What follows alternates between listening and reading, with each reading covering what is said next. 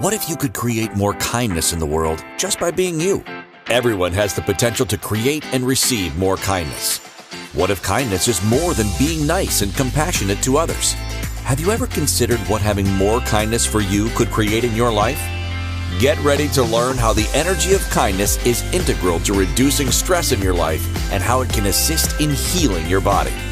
Now, here is the host of Cultivating Kindness with Karen, facilitator of healing, Karen Leslie.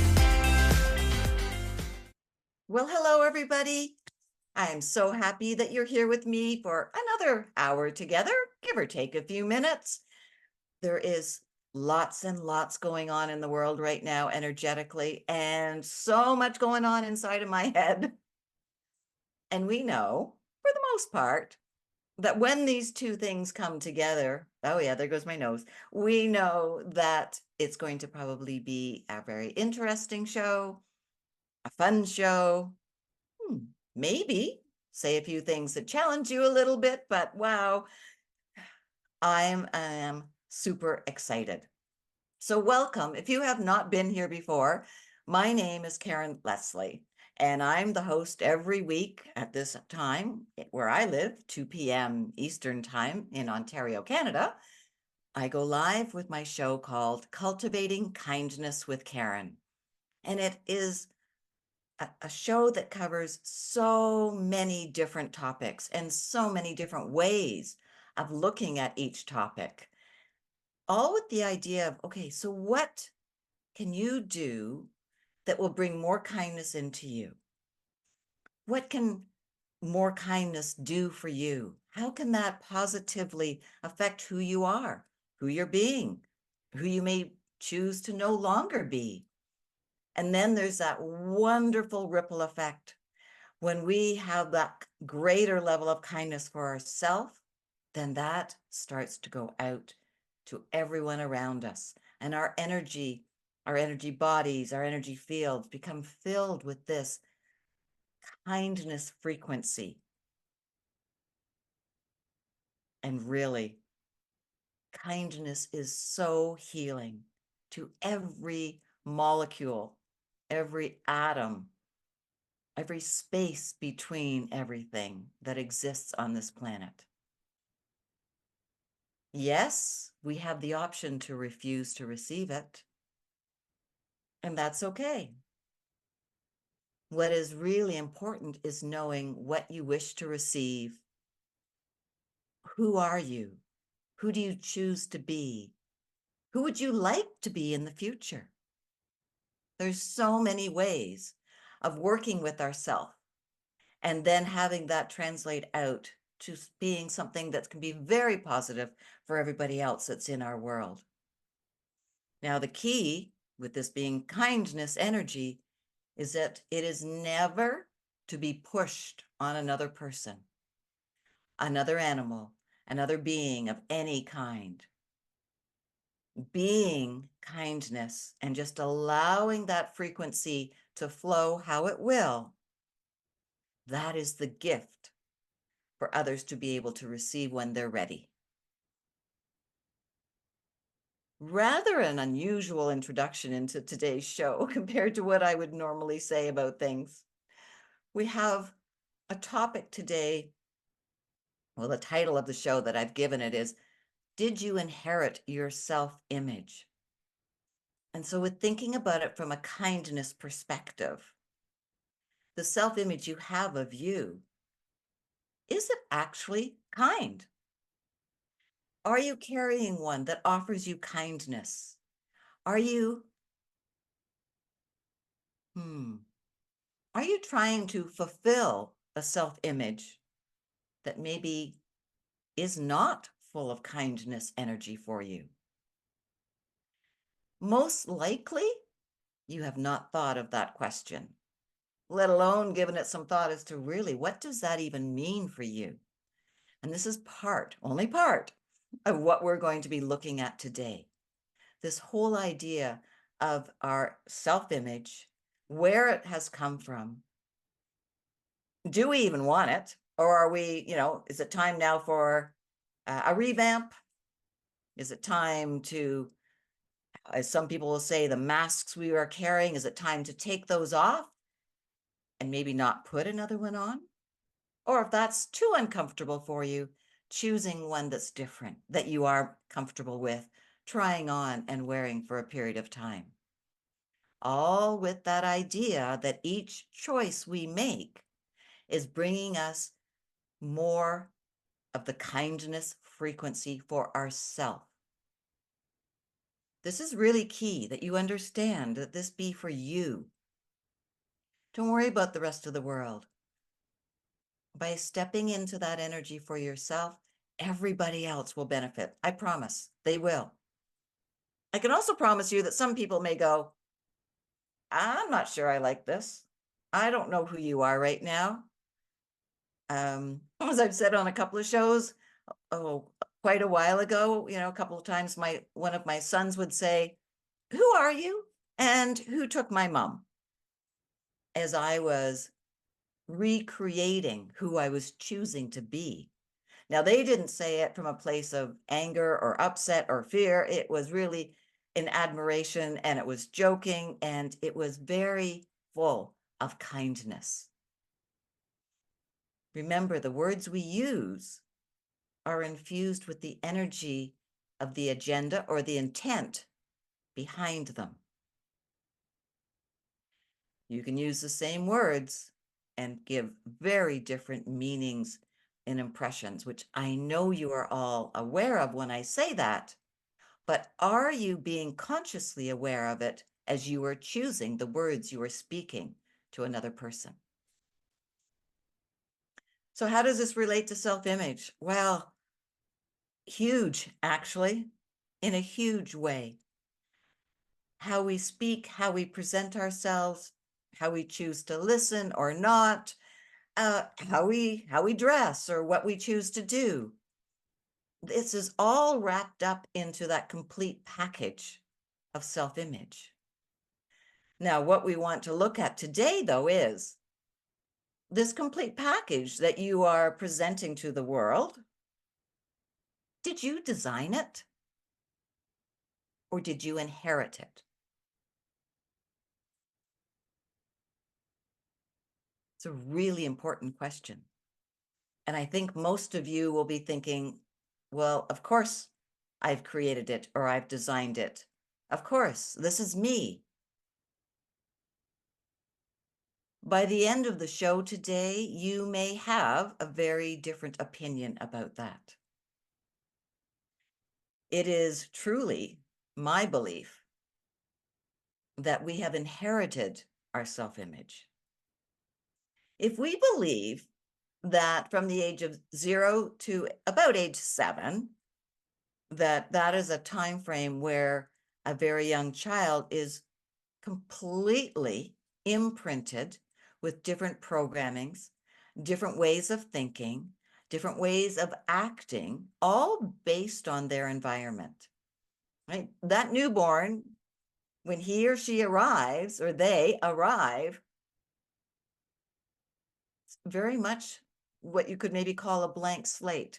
That may be misleading in that the soul does arrive with purpose.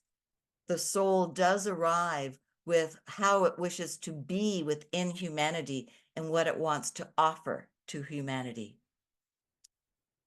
We forget that, maybe even almost instantaneously when we enter the human body, but it's there. So we don't arrive with nothing. Over those 7 years, depending on, the parents you have arrived to, the country that you have arrived in, your social economic status, like whatever it might be, everything in your life is shaping you. It's giving you information that you are taking in as to, this is the way to be. Oh, that didn't work. That's not how I should be. You enter school, depending on where you live. It could be as young as 3 years old, 4 or 5. And then you've got this important role of your teachers also giving you information on how to behave, what you should be doing, what you should be learning, and how this is all supposed to be working. You meet new friends. Same type of information. So it's constant. So knowing this to be a fact, according to a lot of research in psychology and sociology and a number of different disciplines, we're programmed, which means your identity has been given to you and you've just grown into it. It was inherited. You may have heard things like, we're a military family. For generations, we've been a family of farmers. What else? Everyone in our family goes to college or university. So there's those are statements that are leading you to think in a certain way. Now you could be saying, that's cool. I'm really glad that we've got 7 generations that have been farmers, but I don't want to be a farmer. I'm not going to be a farmer. Then there's this pressure on you to follow through on what you know to be true for you as to what you would really like to do, your desires for you as you grow up. It may not be that easy to not carry on the tradition of being a farmer. And it may be super simple and it's nobody gives it a second thought and off you go and you do whatever it is that you desire. Depends on your family, depends on the environment you're growing up in. There is so much information in the way we receive our environment. And this all will dictate the actions that we feel are comfortable for us to take and the ones that don't feel so comfortable. They will, not even they will, let's try that again. In many cases, there will be a lot of people that won't even recognize that they have a choice.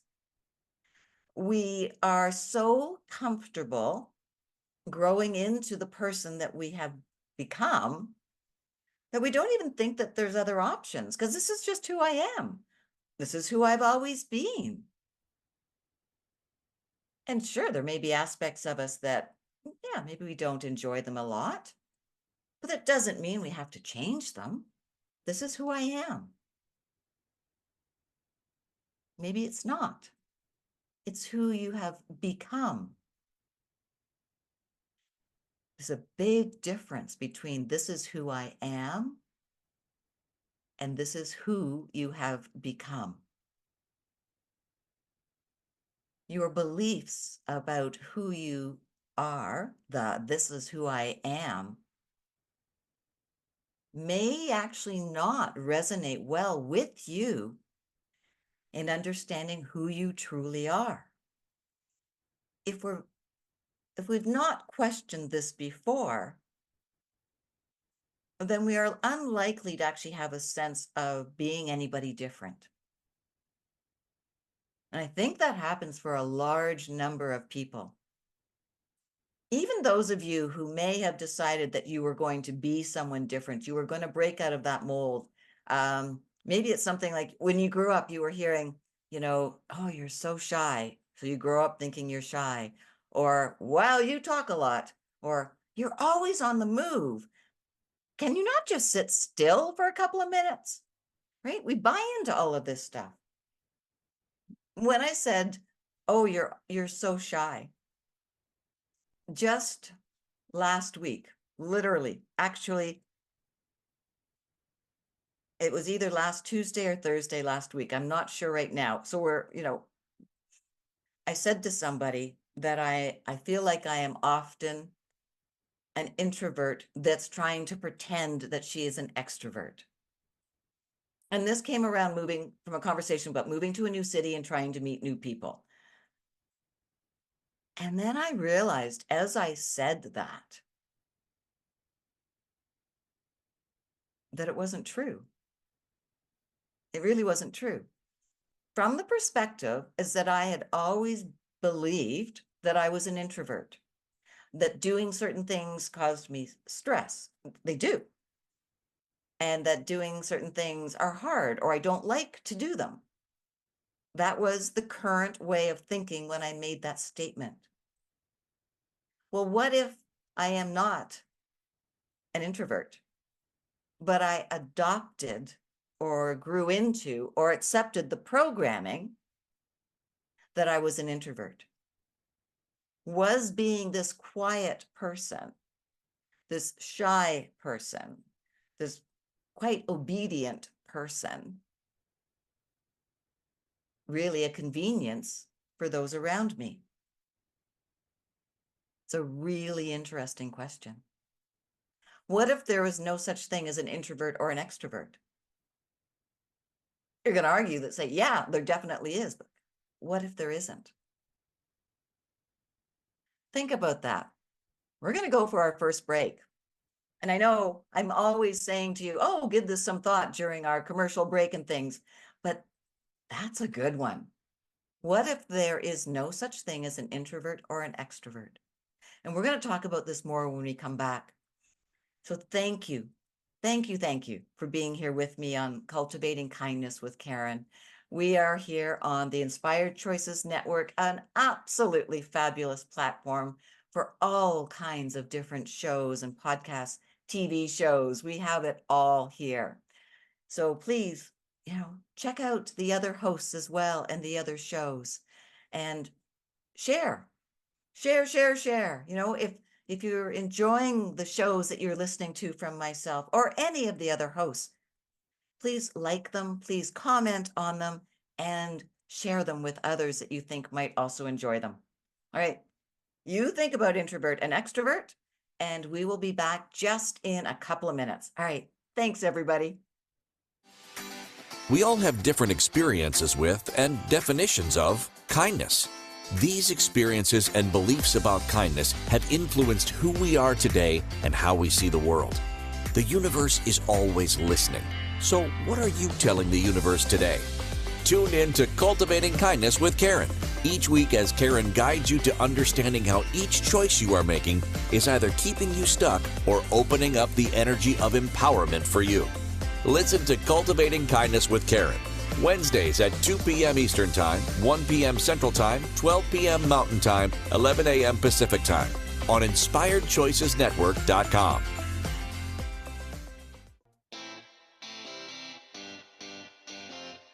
Are you a subject matter expert?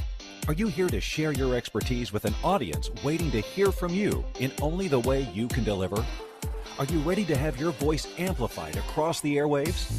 Inspired Choices Network has a global radio platform streaming to millions of people across the world. Professionally produced and supported by an accomplished team every step of the way, you can broadcast from anywhere in the world, knowing your voice matters, and we ensure it is delivered with ease and efficiency. Eager to hear your message, the world awaits. Contact us today to become an Inspired Choices Network radio host. Email becomeahost@inspiredchoicesnetwork.com. This is Cultivating Kindness with Karen. To participate in the program, join the live studio audience in our chat room at InspiredChoicesNetwork.com. You can also send an email to Karen@KarenLeslie.ca. Now, back to the program. Welcome back, everybody. So much going through my mind. First of all, I would like to just sort of reiterate what you just heard.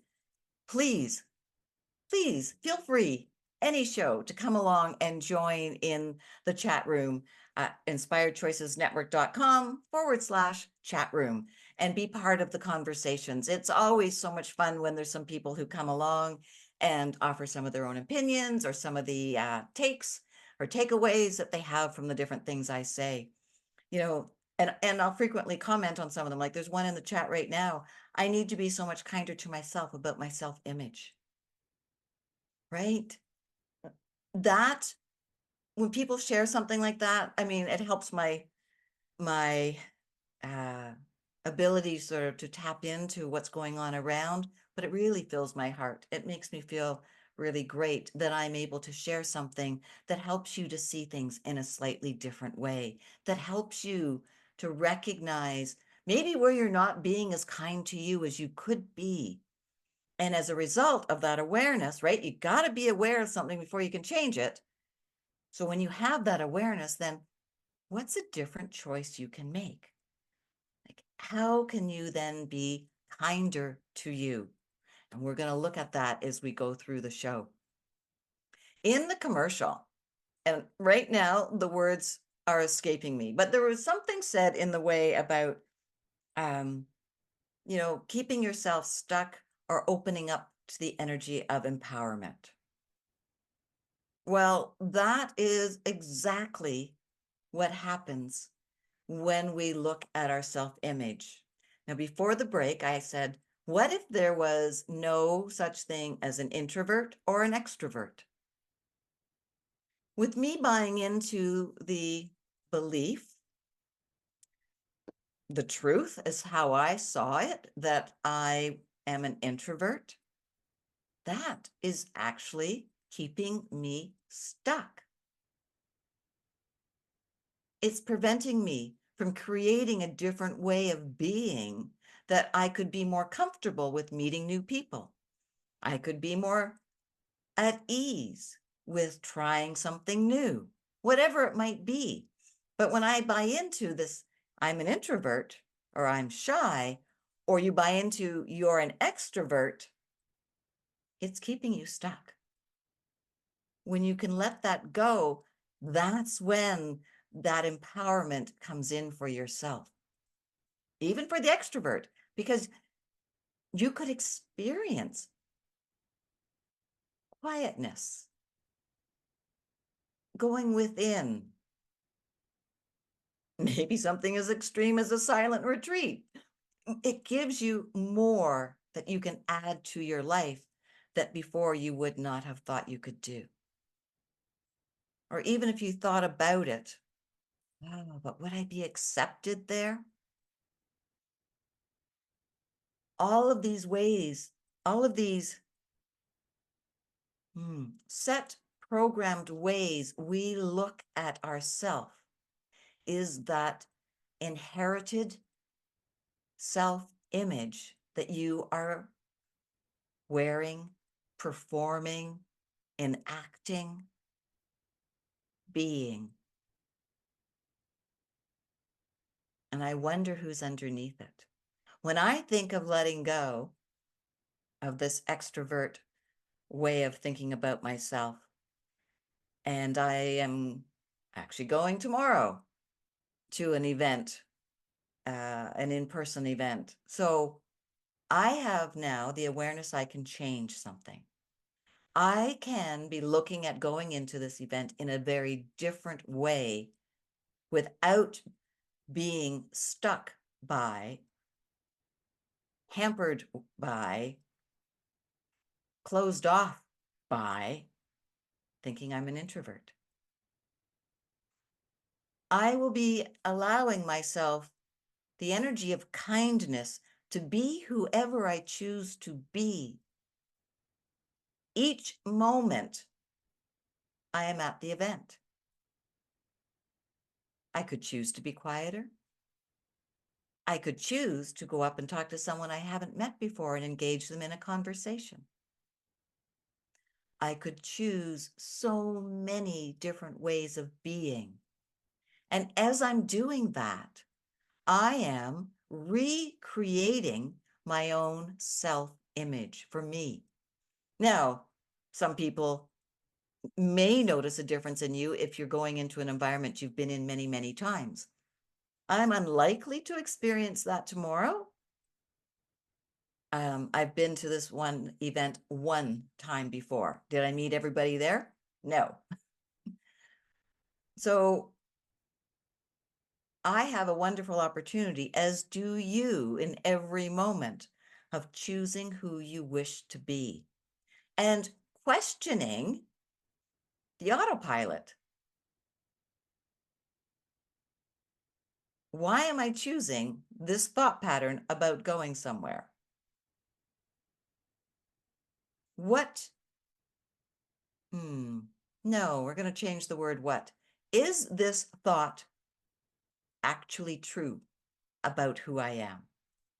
Or is this a thought that I have been thinking for so long that I just automatically believe it? It's up to you. The self-image that we are currently aware of right now, the one that you know that is you, can 100% be changed? Can 10% be changed? It's all up to you. Is there an area that you can identify as part of who you are that you can see that isn't actually supporting or empowering you? Now, your mind is going to come into play here, absolutely, and give you information as to why staying the same way is a very good idea.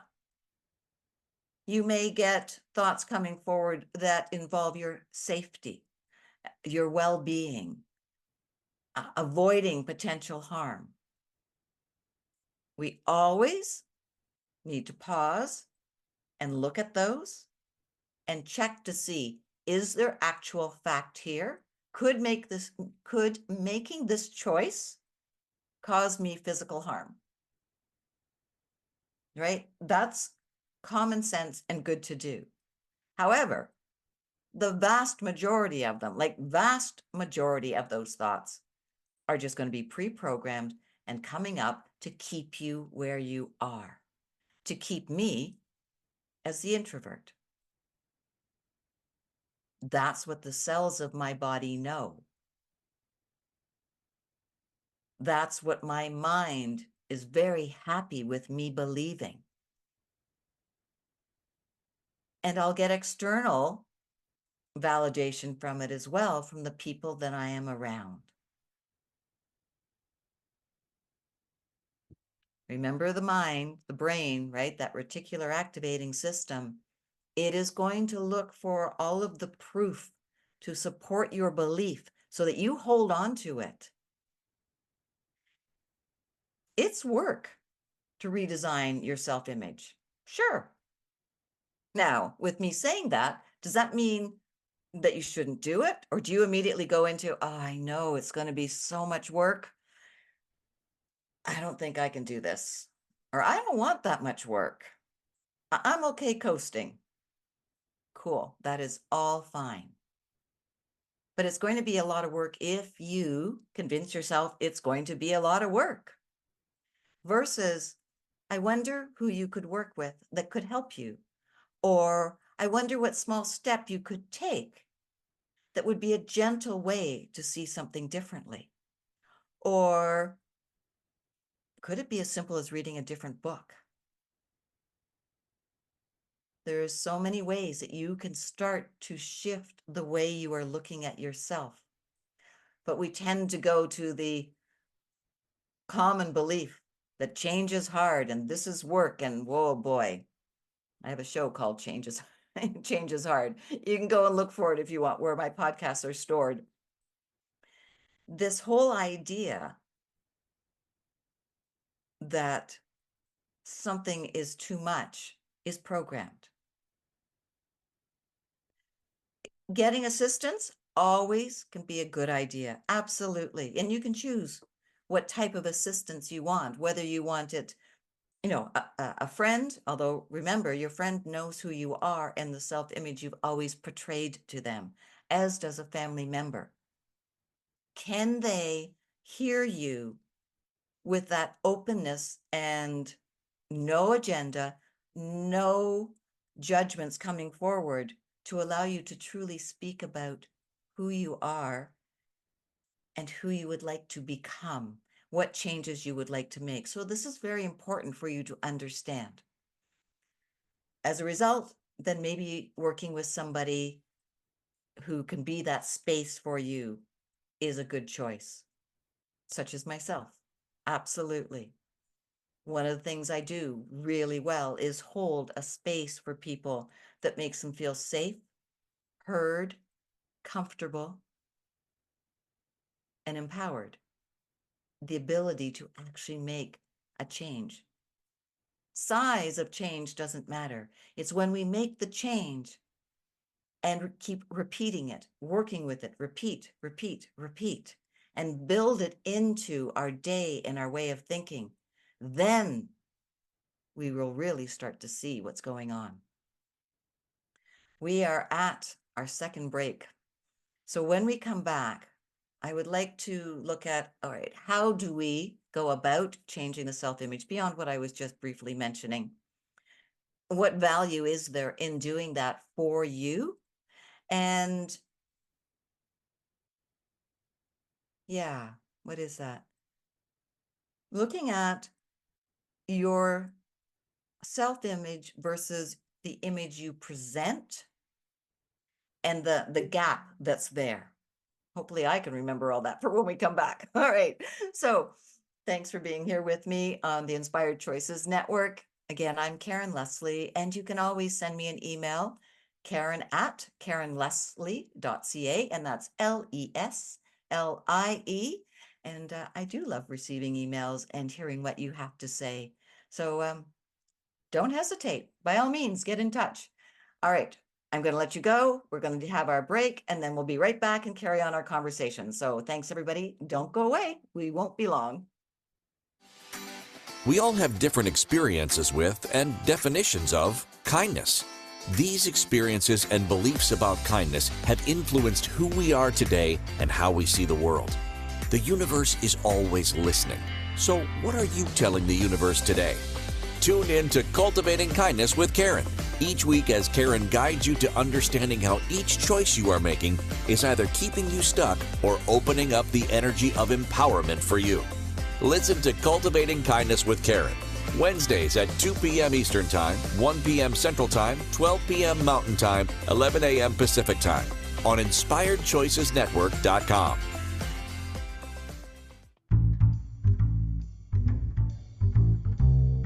How wonderful would it be to carry your favorite Inspired Choices Network host with you throughout your day?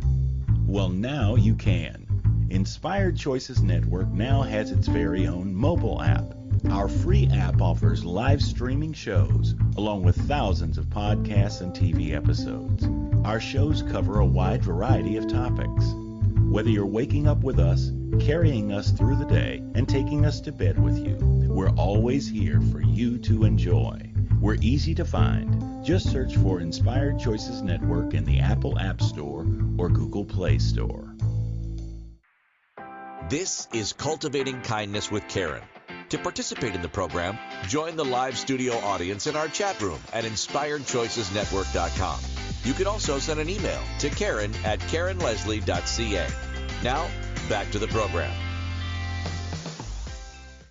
Welcome back, everybody. All righty. So much to talk about self-image.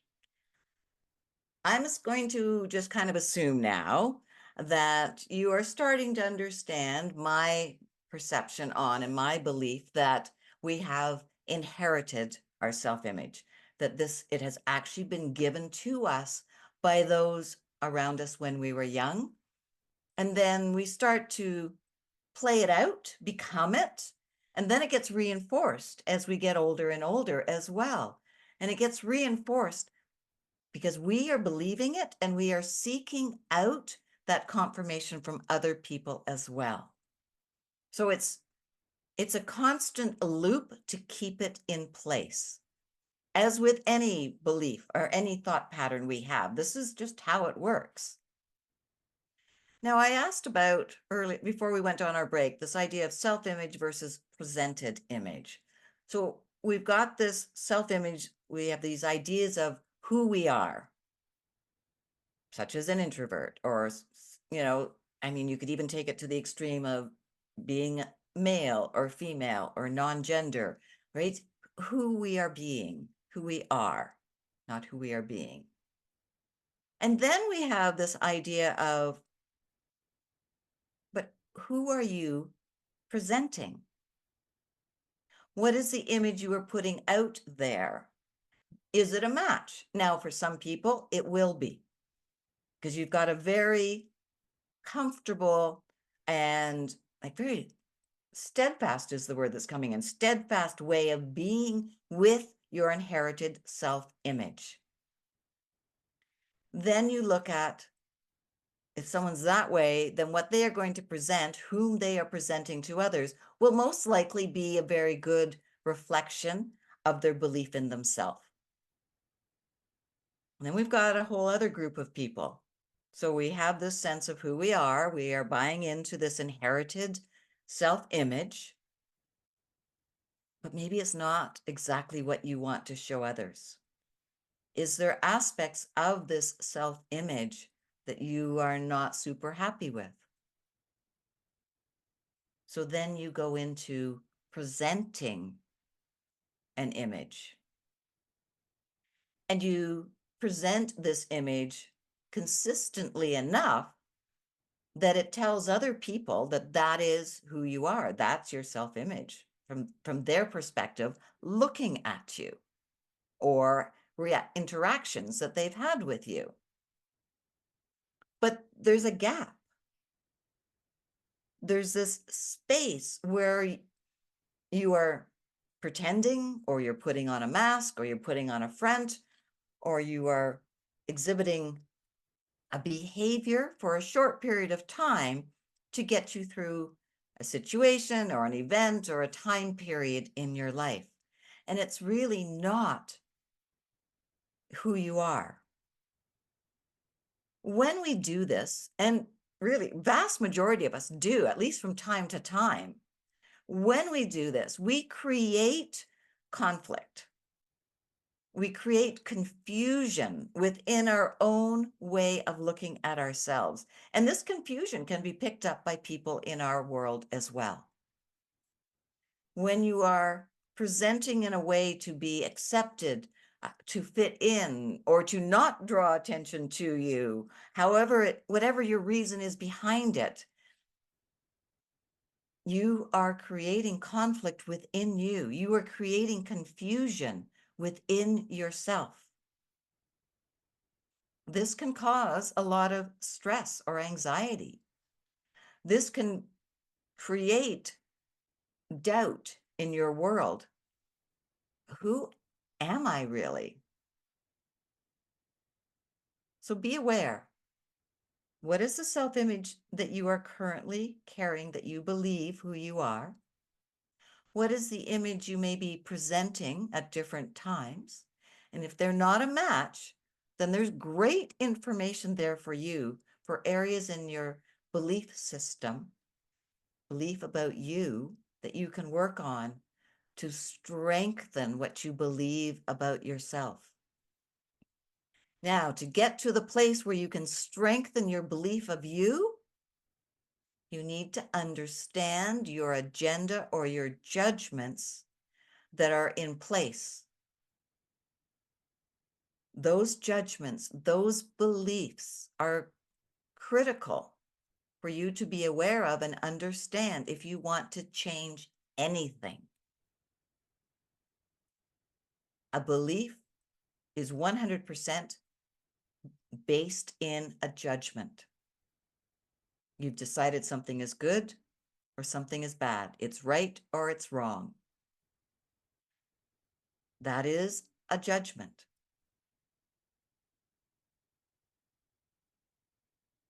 How that impacts you and how you see yourself is going to play out in who you are presenting, or it's going to play out in who you believe you are.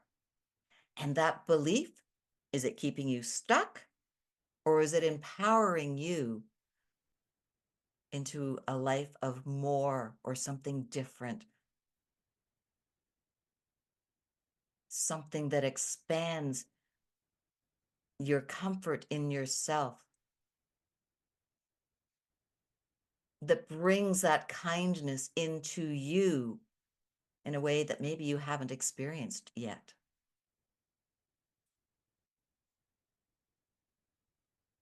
We all do it. There's nothing wrong with it. it's truly how we've been taught, programmed, had a way of being modeled for us. And we are just following along with what we know. We create these different ways of looking at ourselves to take care of us. We are really well intended with how we are looking at ourselves. We really are. We are not looking to cause ourselves more stress or anxiety. The whole idea is actually to prevent that or minimize it. It's just most often it backfires because the method we're using is not correct. And it's the method we use because we know no different until we do. And here, this is what I'm sharing with you. There is a different way of doing all of this. There's a different way of looking at you. And what if you didn't need to hide away aspects of you any longer? And when you get to that place where you can really look at what is true for you, then that kindness, well, oh my gosh, it can change every cell in your body. Actually change every cell in your body. We know and we believe, and we've had it proved with medicine and science and all kinds of different types of research, that certain thought patterns cause damage to the cells in our body. We know what stress can do. We know what oxidation does to the cells in our body. We know what anxiety does and how it affects different organs in our body. So if that is fact, and it is, remember, two sides to every coin, then what's on the other side? Kindness, love, authenticity. If those one set of emotions and thought patterns can damage our cells, then these other ones can heal them. Now, does that mean you don't need to go and seek medical advice or care? No. You need to be fully aware and present and not on autopilot when you're making those choices. Can they assist in any type of care you're getting? Maybe enhance it, maybe help it? I believe the answer to that is yes. Just the same as a mindset or a self-image that is hurtful to you. If you believe you can't do something, it's a done deal. No, I can't. You won't. Until you are willing to crack that belief open, even just a little, and you work with somebody to help you and support you with this. And once you crack it a little, then a little stream of light comes out. And that light can be encouraging, empowering, maybe even blinding, because you see that spark that is inside you, that is your truth. There's so many ways of doing this. You can reprogram your self-image if you would like to.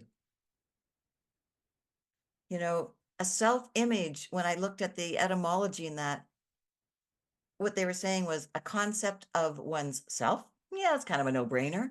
But then it was saying it's a copy. It's an imitation. It's a picture. It's a likeness of something. None of that is saying it is the truth, the accurate, the original. The self-image we have inherited has hidden our original self. Doesn't go away. It's just hidden. And you can unearth it and bring it forward. and you can step into who you are and who you came here to be, and who, even though you may not feel it right now, and who you would love to show or present to the world. I wonder who that is.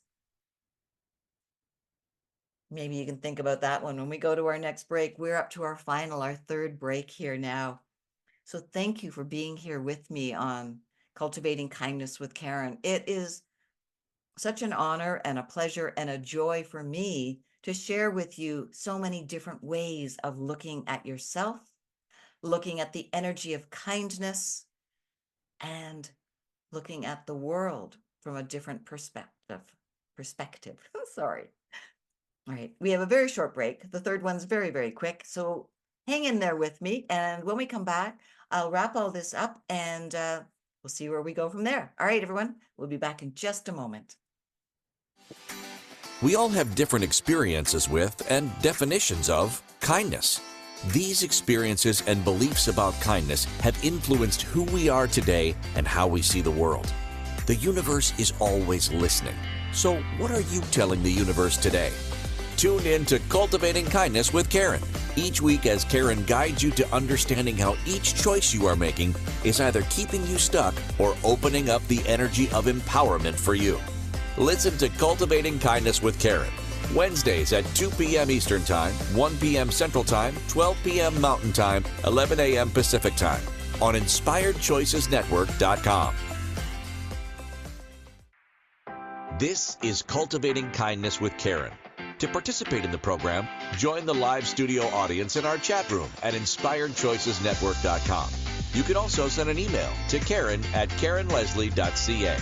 Now, back to the program. All right, everyone, we're going to just dive right back into this because we are really running out of time today. So, your self-image is inherited. You have the ability, you have everything it takes within you to change that and allow yourself to actually be the self you came here to be, and to design that self-image to one that is an accurate reflection of who you are. Now, doing this on your own? Absolutely you can. Doing it with someone who can help you and guide you? A fabulous idea. And there are so many people around the world who are so qualified to do this, myself included. Now, one of the things, though, is when you start to redesign your self-image and things, you could crack? Nope. You could shatter the mirror that you are used to looking into, metaphorically, just hypothetically thinking. You know, it's not that you're going to actually break a mirror, but when you look in the mirror, you may start to see yourself differently, and that could cause your mind a little bit of confusion. If you experience that, celebrate it. Yes, celebrate it, because it means you have created a slightly different way of seeing you. And how beautiful and brilliant is that? You know, you can work with some key phrases. I know I normally give these out more in the third segment or whatever, but here they are now. You could say things to yourself such as, every day in every way, I am allowing myself to see who I truly am. Every day in every way, I am learning more and more about me. I am so grateful to be able to let go of the parts of me that don't reflect who I truly am. Okay? Work with that thought of, or the thought of, I am going to create a new image of me, of myself, based on what is true for me, okay? Not based on perceptions and information and beliefs given to you by others. Negative stuff's going to come up, not a problem, right? Just know that those old thought patterns are going to reappear because they like you. They want you to keep them. But you don't have to. You work with the ones that you are developing repeatedly. Keep them with you. It is important to build those new neural pathways that you have words that you believe. Don't say ones that you can't buy into. That's not going to help you. And you say them often. Put them on a voice recorder on your phone. Listen to them. Be with them. Right? And do not allow those negative thoughts, if they come back, to take you back, to shape you back into who you have been. Keep yourself looking at who you wish to be. Who are you choosing to be? Right? I could choose to not be that introvert. It doesn't mean I have to choose extrovert. It just means I have a choice to be different that works comfortably for me. Right? Everything you're saying repeatedly in the back of your mind is reinforcing or adding to the strength of the programming you currently have, or it's reinforcing a new belief and strengthening a new program, a new belief in your subconscious. It's really powerful. I am statements they're dynamite. They're amazing. So be careful with what you put after the words I am. Use these words, these two little words, wisely because of their power. Something simple as, I am hungry. Well, you could change that to saying, my body requires food right now. Right? I am an introvert. Not saying that one anymore. I get to choose who I wish to be in each moment based on the truth that I know about me. It's really important. It really is. If you look at the world and everything around it and all of these beliefs and everything as being meaningless, okay, having no meaning, meaningless, then you put yourself in a place where you can be far more neutral about everything, including you. Everything truly is meaningless until you give it the meaning. When you attach a meaning to it and you keep repeating it, then it becomes your belief. And then your brain is going to do everything it can to support that belief.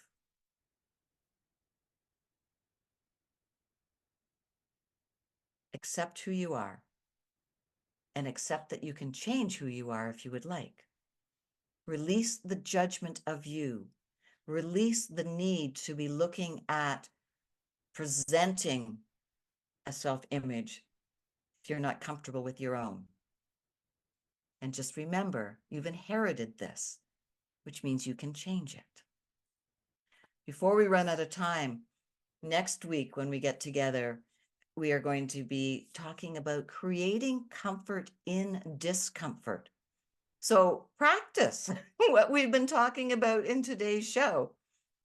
Join the chat room next week. Bring me, if you would like, areas where you have been having real trouble finding comfort in the discomfort in trying to establish a new self-image. And, I'll give you a hand. I'll help you with it. But also remember, right? Your belief pattern is going to dictate how this is going to be for you. So next week's show is actually super timing based on what we're talking about today. You came here to create for this world. Most likely, you are now enacting this creation, maybe not the original one, based on an inherited self-image. You can change that and become the image that speaks truly to who you are, to what you would like to do, and to how you would like to be in this wonderful world that we have. Thank you for listening to Cultivating Kindness with Karen. Karen Leslie returns Wednesdays at 2 p.m. Eastern, 1 p.m. Central, 12 p.m. Mountain, 11 a.m. Pacific on InspiredChoicesNetwork.com. You can find Karen at KarenLeslie.ca and follow her on social media. Until next Wednesday, Karen is sending you waves of kindness for a fabulous week. Remember, it's only you who has the power to be and receive the kindness required to change your life.